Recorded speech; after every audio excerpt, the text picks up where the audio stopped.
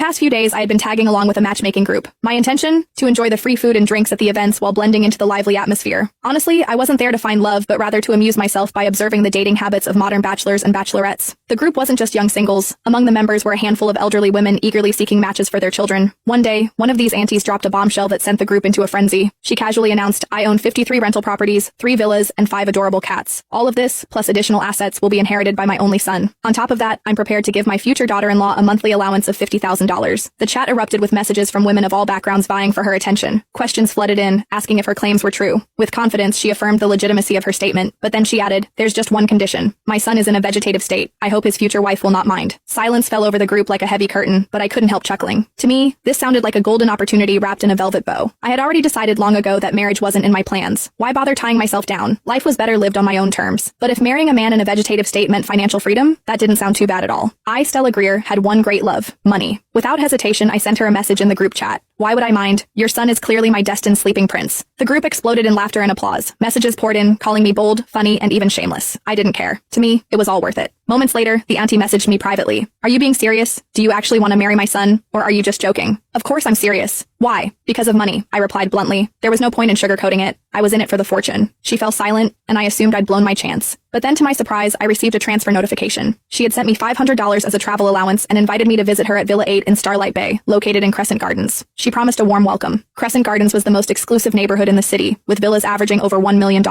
This woman wasn't just rich, she was obscenely wealthy. Grinning, I shamelessly accepted the money and set off immediately. When I arrived at Villa 8, I was greeted by an atmosphere of luxury and grandeur. The villa's exterior was stunning, with meticulously maintained gardens and an air of nobility that made me feel slightly out of place. After straightening my hair and smoothing my clothes, I rang the doorbell. A glamorous woman in her 40s opened the door, her smile radiant. She exuded sophistication, looking no older than her early 30s. Her flawless skin and impeccable fashion sense made me feel like I was meeting a celebrity. "Hello, my name is Stella Greer," I introduced myself, extending a hand. "I'm a graduate of a prestigious Ivy League university, currently preparing for the civil service examination." The woman, Abigail Winslow, shook my hand warmly, her eyes gleaming with approval. "You're young, beautiful, and accomplished." "Wonderful." After exchanging pleasantries, she invited me inside, pouring tea as we sat in the opulent living room. She asked about my background, family, work, and aspirations. My parents divorced when I was young, and neither of them kept in touch. "I've been on my own ever since," I explained. "As for work, I'm a fashion designer with an annual salary of around $100,000. Abigail nodded thoughtfully, her expression unreadable. She didn't press further and soon gestured for me to follow her upstairs. "Are we going to meet my sleeping prince now?" I teased. She smiled. "Yes, my son is also my precious sleeping prince." We climbed to the 3rd floor and entered a bedroom. I wasn't expecting much. I'd already prepared myself for a purely transactional relationship. I didn't need to fall in love. I only needed to secure the deal and fulfill my duties. But the moment I saw him, my breath hitched. There he was, lying peacefully on the bed. His long lashes cast delicate shadows on his cheeks, and his features were so exquisite they seemed sculpted by an artist.